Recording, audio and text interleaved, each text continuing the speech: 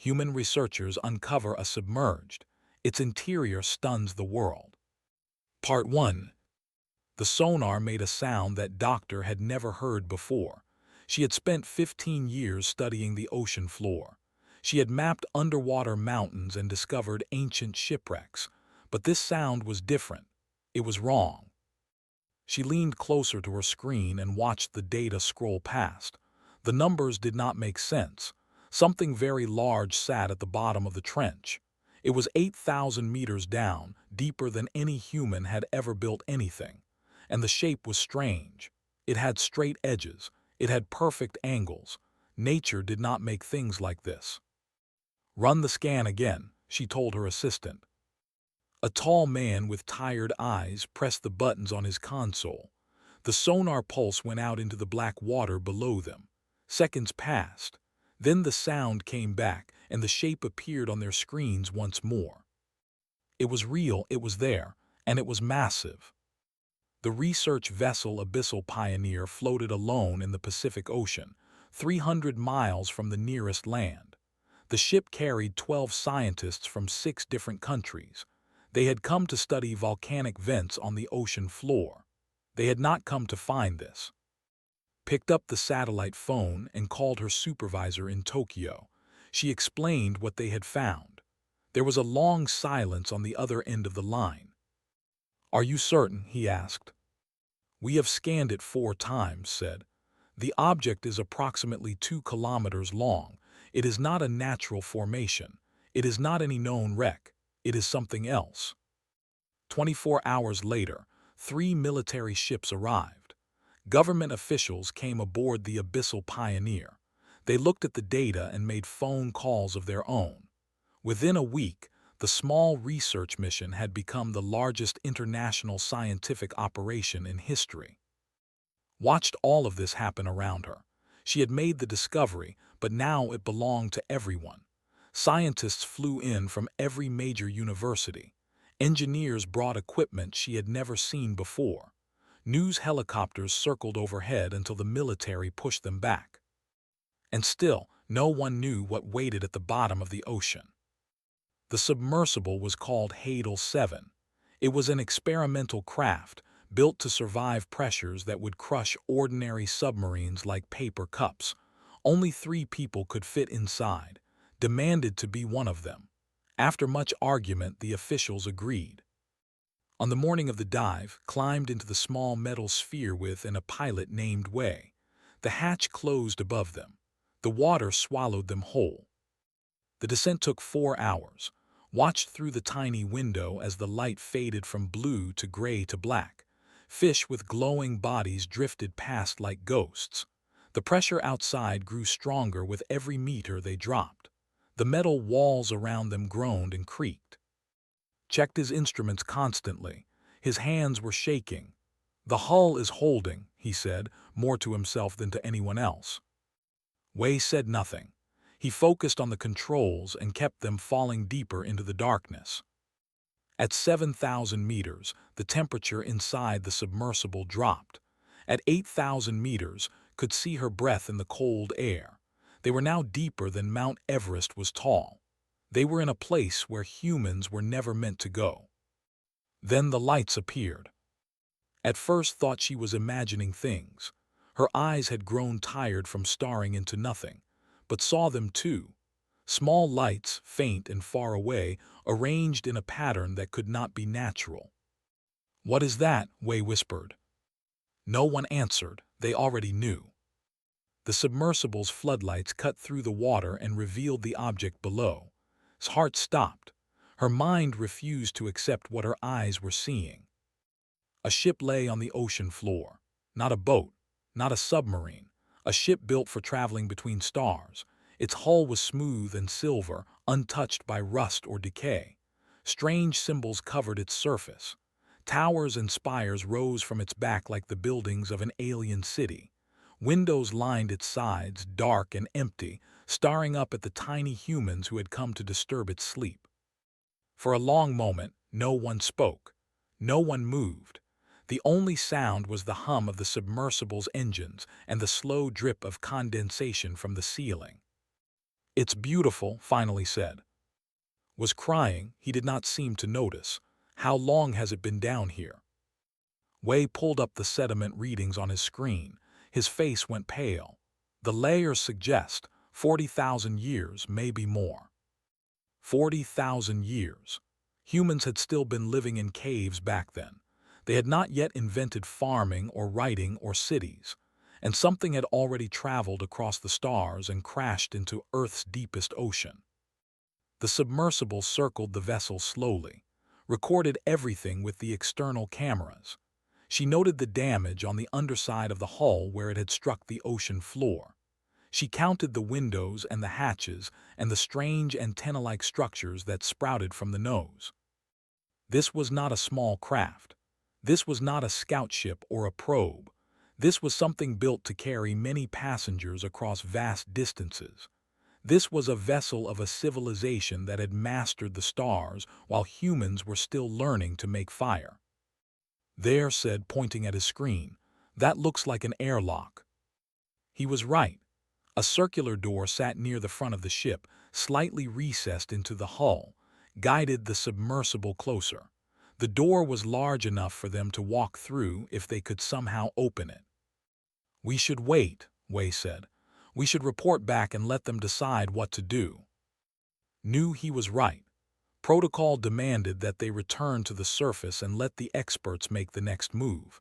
But she had spent her entire life studying the ocean, hopping to find something that would change the world. Now she had found it, and she could not walk away. "Bring us closer," she said. Wei hesitated, then he moved the controls. The submersible drifted toward the airlock until they were only meters away. Could see the alien symbols clearly now. They looked like nothing she had ever seen, flowing curves mixed with sharp angles, beautiful and strange. She pressed the button to extend the submersible's mechanical arm. The arm reached out toward the door, toward a small panel that looked like it might be a control surface. Said, his voice tight with fear, "We don't know what will happen." "No," she agreed, "we don't." The mechanical arm touched the panel. For one heartbeat, nothing happened. Then lights began to race along the hull of the ship. They started at the airlock and spread outward like ripples in a pond, illuminating the vessel section by section. The darkness that had hidden the ship for 40,000 years melted away. And the door opened. Stared at the revealed interior. She saw a corridor beyond the airlock, lit by soft blue lights that had somehow survived underwater. The walls were made of the same silver metal as the outside, unmarked and clean. It looked like the ship had been built yesterday. "It recognized us," said. "It knew we were trying to get in." The implications of that hit like a wave. The ship had not simply opened because they touched a button. It had opened because something inside detected their presence and decided to let them in. After 40,000 years of silence, the ship was welcoming its first visitors. "We have to go inside," said. The next several hours were a blur of activity. The submersible returned to the surface, gave her report to the assembled officials.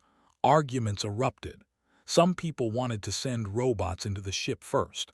Others wanted to seal off the area and study it from a distance. A few suggested destroying it entirely, afraid of what they might find. But in the end, curiosity won. It always did with humans. A special team was assembled. New suits were built that could survive the pressure and allow movement inside the alien vessel.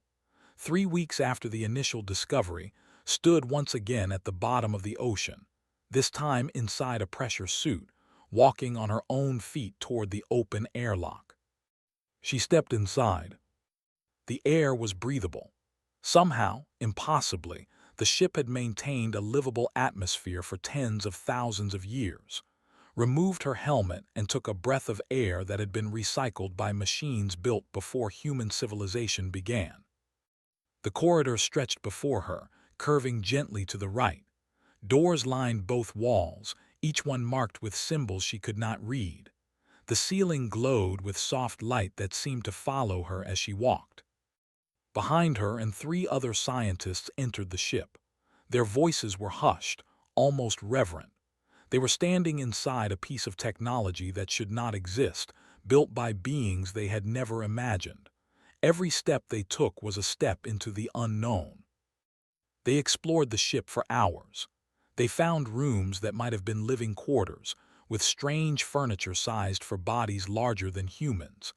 They found what looked like a medical bay, with equipment that understanding. They found a room full of tanks that might have held food or fuel or something else entirely. But they found no bodies, no remains, no sign of the beings who had built this magnificent vessel and sailed it across the stars. Where did they go? One of the scientists asked. No one had an answer. It was who found the central chamber. He called for over the radio, his voice trembling with excitement and fear. She made her way through the winding corridors until she reached him. He stood before a massive door, different from all the others. This one was decorated with symbols that almost looked like writing, telling a story that desperately wanted to understand. The door opened as she approached. The chamber beyond was circular and vast. In its center stood a pillar of crystal that reached from floor to ceiling, and around the pillar, floating in the air like frozen fireflies, were images made of light. The images began to move. Saw stars being born and dying. She saw planets forming from clouds of dust. She saw life emerging from oceans and spreading across worlds, and she saw Earth.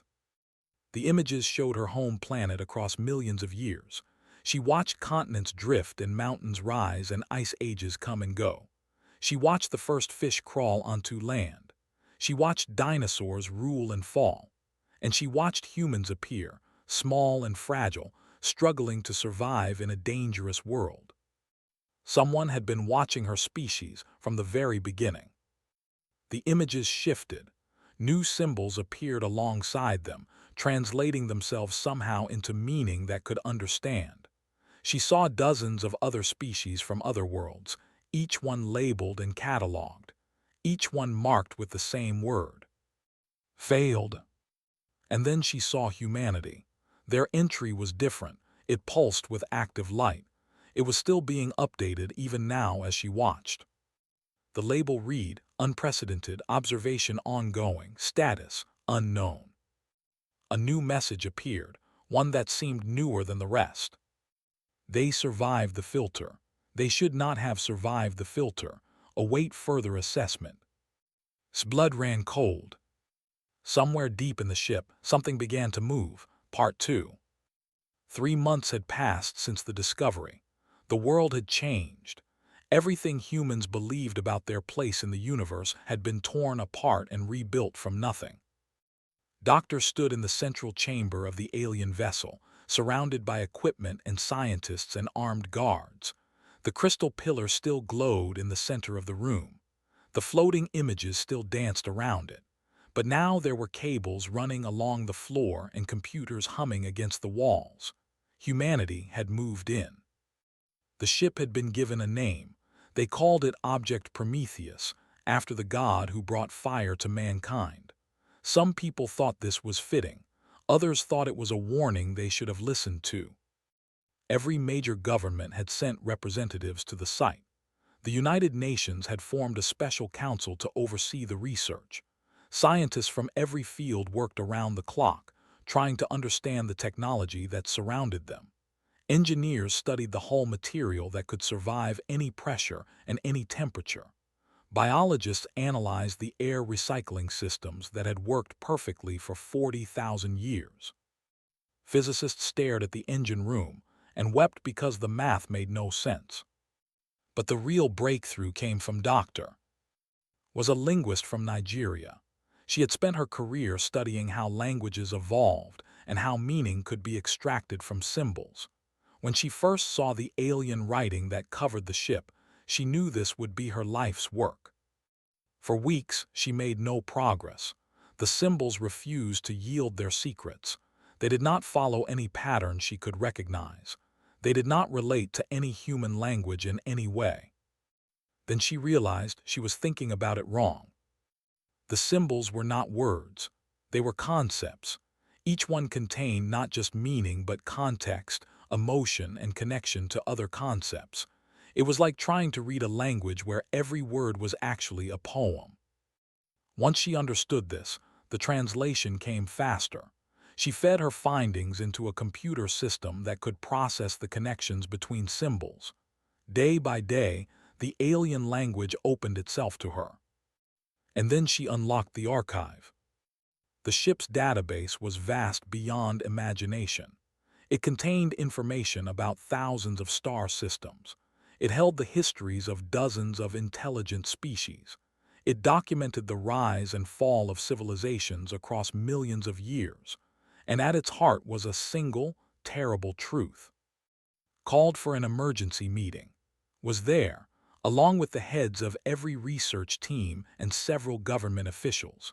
They gathered in a conference room aboard one of the support ships, floating on the surface far above the ancient vessel below.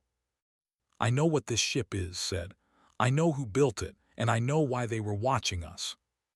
She activated her tablet and projected images onto the wall. The symbols flowed past, accompanied now by translations in English.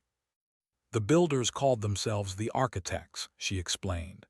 "They were an ancient species, billions of years old. They seeded the galaxy with life. They spread the building blocks to countless worlds and watched to see what would grow." The room was silent. Everyone understood what this meant. Life on Earth had not developed by accident. It had been planted like a seed in a garden. "For billions of years, the architects watched their experiments," continued. "They documented every species that developed intelligence. They recorded their achievements and their failures, and they noticed a pattern." She changed the image on the screen. A list appeared showing species after species, world after world. Each entry ended the same way. "They called it the filter," said. "Every intelligent species eventually faces a series of challenges: nuclear weapons, climate change, resource depletion, artificial intelligence, internal division. According to the architects, no species has ever survived all of these challenges. Every single one has destroyed itself." One of the government officials raised his hand. "What do you mean, no species? There must be hundreds of civilizations out there." Shook her head slowly. "There were. The database contains records of over 400 intelligent species that developed across the galaxy, 400 unique civilizations with their own cultures and technologies and dreams." She paused. "All of them are gone. Every single one failed the filter." The weight of those words pressed down on the room. 400 species. 400 chances for the galaxy to produce something lasting. 400 failures. "The architects eventually gave up," said. "They had watched so many civilizations rise and fall. They lost hope that any species could survive the challenges of intelligence. So they left behind automated monitoring stations to record whatever happened next, but they stopped actively watching." "This ship is one of those stations," said. "It was not a question." "Yes, it crashed here tens of thousands of years ago, but it continued recording. It watched humanity emerge. It watched us develop tools and language and society, and it began to notice something strange. Pulled up new data. Charts and graphs filled the screen, showing trajectories and probability calculations. According to every model the architects developed, we should have destroyed ourselves by now, multiple times. When we invented nuclear weapons, their systems calculated a 97% chance of extinction within 50 years. We survived. When our population exploded and we began burning through resources, they calculated an 89% chance of collapse. We adapted. When we created artificial intelligence faster than any recorded species, they were certain we would be replaced or destroyed. Instead, we integrated it." She zoomed in on one particular chart. It showed a line representing humanity's expected survival probability over time.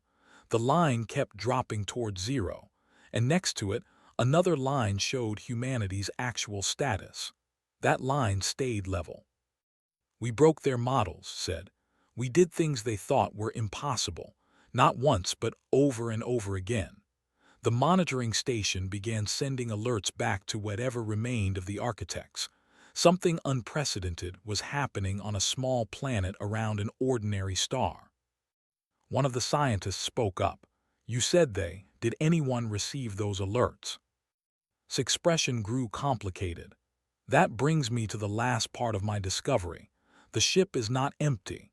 There is a guardian here, left behind in stasis to deliver a verdict if any species ever reached this point.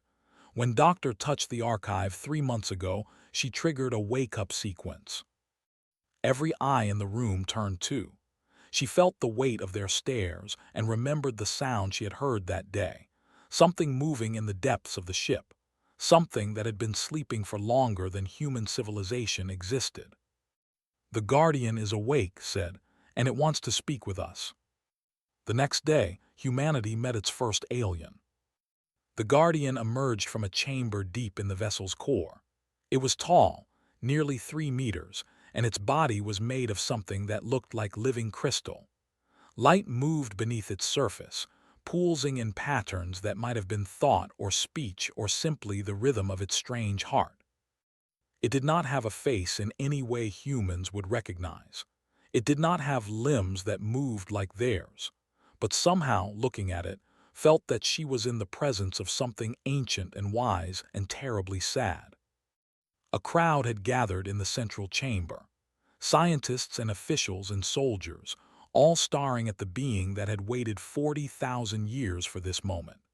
The Guardian's light pulsed, and words appeared in the air before it, translated by systems that had helped configure. "I am the last." The words hung in the air, glowing softly. "My people built this vessel and many others. We spread across the stars. We created life and watched it grow. We believed that somewhere, someday, one species would succeed where all others failed." New words replaced the old ones. "We were wrong. No species survived, not even us. The filter claimed the ARCHITCTS as it claimed all others. We fell to war and division and despair. I was left behind to watch, to wait, to hope." Stepped forward. Her voice was steady, though her heart was racing. "We received your message. You said we survived the filter. What does that mean?" The Guardian's light pulsed brighter. "Your species is wrong." The words appeared with emphasis, each letter sharper than before.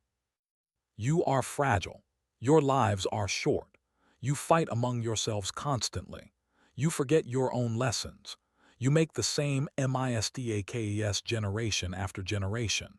By every measurement we created across billions of years, you should not exist." Felt something cold settle in her stomach. This was the verdict. This was what the Guardian had woken to deliver. But then the words changed. "And yet." The light within the Guardian's form shifted, becoming warmer, gentler. "You build bridges to your enemies. You extend hands to strangers. You look at infinity and feel wonder instead of fear. You have weapons that could destroy your world, and you choose not to use them. You fight, but you also forgive. You fall, but you rise again. We measured strength. We measured intelligence. We measured resources and technology and strategic capability. We never thought to measure stubbornness. We never accounted for hope."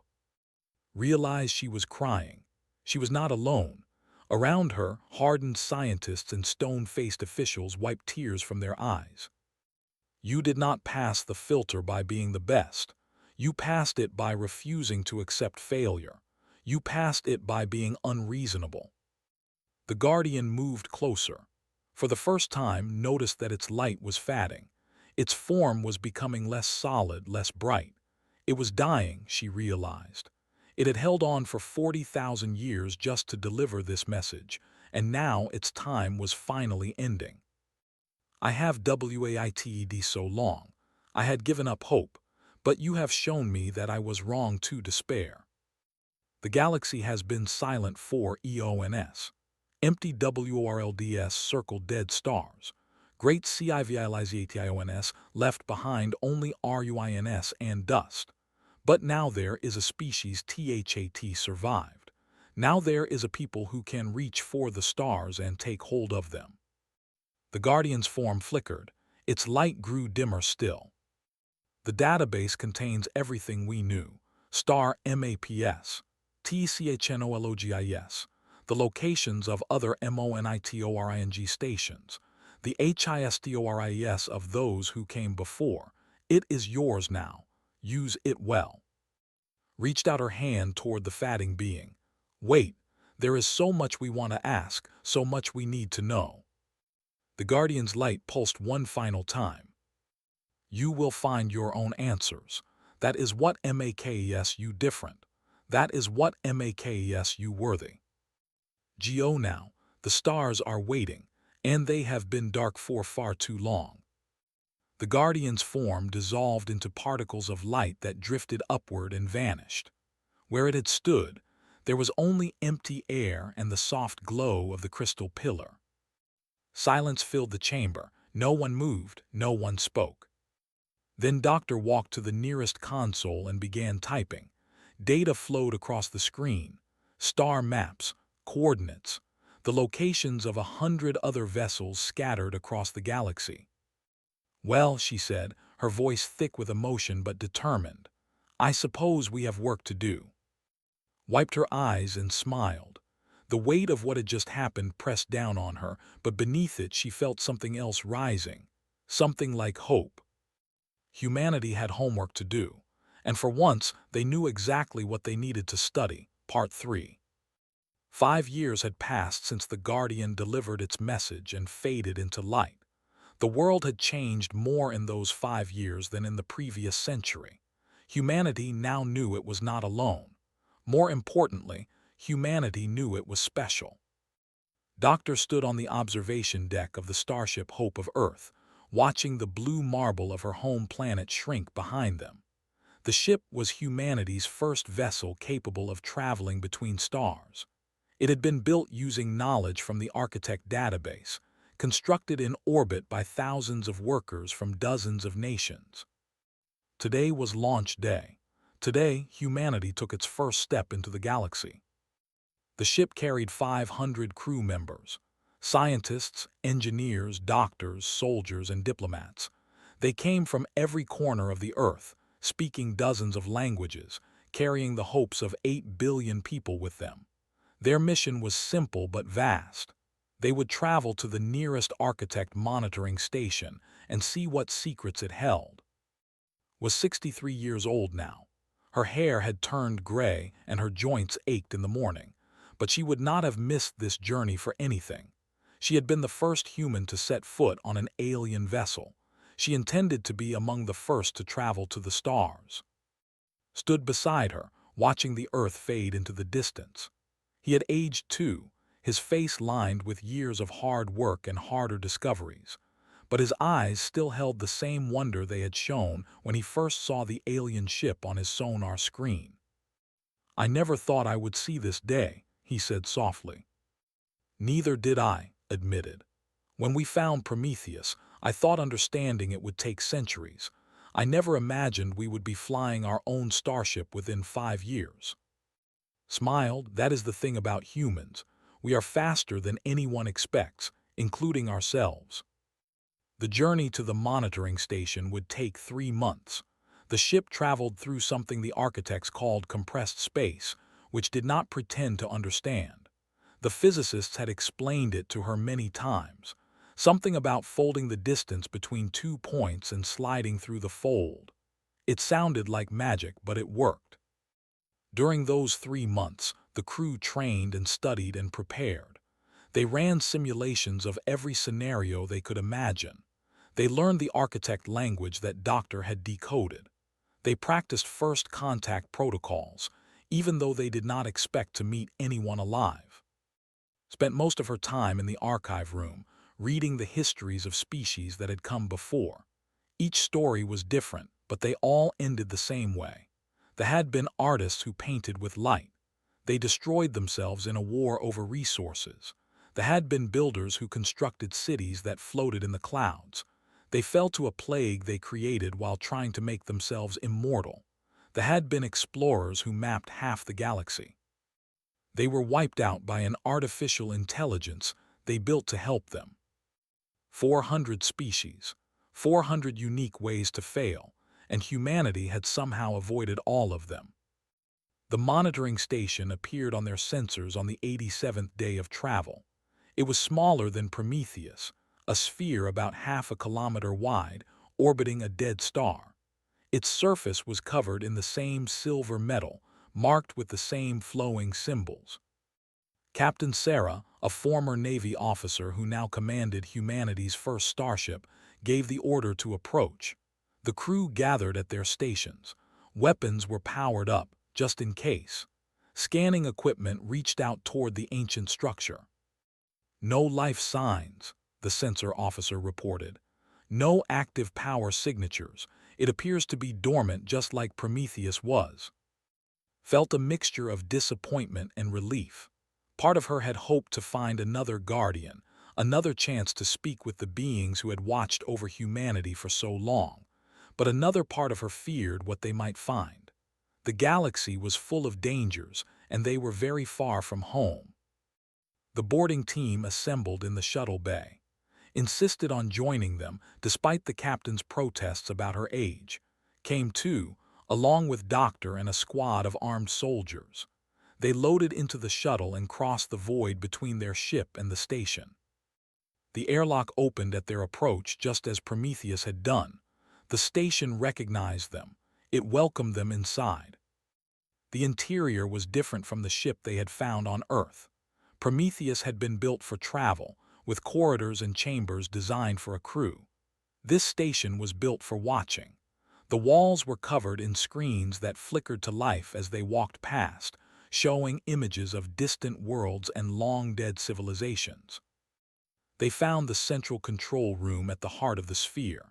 It was smaller than the chamber where had met the Guardian, but it held something far more valuable: a complete map of every architect installation in the galaxy. "There are thousands of them," whispered, her eyes wide as she studied the data. "Monitoring stations, research outposts, storage facilities. They are scattered across every arm of the galaxy." Pointed at a cluster of markers near the center of the map. "What are those? They look different from the others." Examined the symbols more closely. Her face went pale. "Those are not monitoring stations," she said.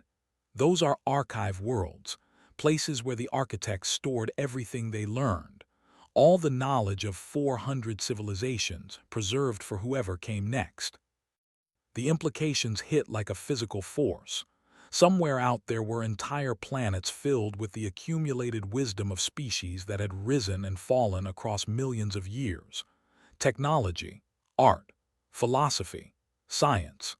The answers to questions humanity had not yet learned to ask. "We have to go there," she said. Captain's voice crackled over the radio. "Doctor, we are receiving a transmission from the station's main computer. It seems to be a recorded message." They made their way back to the shuttle and returned to the ship. On the main bridge, the crew gathered around the central screen as the message played. The recording showed a being similar to the Guardian, though its light was brighter, its form more defined. It spoke in the architect language, and the translation appeared below. "To whoever finds this message, you have passed the first test. You have survived the filter and REACHED beyond your home world. This proves that you are worthy of what comes next. The ARCHITCTS are gone, but our legacy remains. Scattered across the galaxy are the seeds of every civilization we observed. We preserved their knowledge, their culture, their dreams. We believe that someday a species would emerge that could carry this legacy forward." The image shifted, showing star maps and locations. "Follow the path we have laid out. Visit the archive worlds. Learn from those who came before. And when you are ready, travel to the center of the galaxy. There you will find our greatest gift." The message paused. The being's light pulsed, almost like a heartbeat. "We do not know what you will become. We cannot predict where your journey will lead. But we have hope. After billions of years and countless failures, we still have hope. Because you survived. And if you could survive the filter, perhaps you can do what we could not. Perhaps you can fill the silence." The message ended. The screen went dark. The bridge was silent except for the soft hum of the engines. Captain was the first to speak. "What do you think they mean, fill the silence?" Thought about the empty worlds they had read about, the dead civilizations, the ruins scattered across countless planets. The galaxy had been home to so much life, and now it held nothing but echoes and memories. "I think they want us to bring it back," she said. "Not just explore, but rebuild. Find the seeds they scattered and help them grow." Nodded slowly. "We would need more ships, many more ships, and people willing to spend their lives traveling between stars." "We have the knowledge now," said. "The station database contains designs for vessels much faster than this one. We could build a fleet within a decade." One of the younger crew members, a pilot named James Park, raised his hand. "But why us? We are just one species. How can we possibly do what 400 civilizations could not?" Smiled. It was the same question she had asked herself 1,000 times over the past 5 years, and she finally had an answer. "Because we are unreasonable," she said. "The Guardian told us that. We do not accept failure. We do not give up. When we see a problem, we throw ourselves at it until it breaks, or we do, and even when we break, we get back up and try again." She looked around the bridge at the faces of her crew, young and old, from every nation and background, united by a mission that would have seemed impossible just a few years ago. "The architects were wise," she continued. "They were powerful. They lived for billions of years and spread life across the galaxy, but they lost hope. They gave up, and that is why they failed." She pointed at the star map still glowing on the screen. "We do not give up. We are not smart enough or strong enough or wise enough to know when to quit, and maybe that is exactly what the galaxy needs." Captain straightened in her chair. Her voice was steady as she gave the order. "Set course for the first archive world.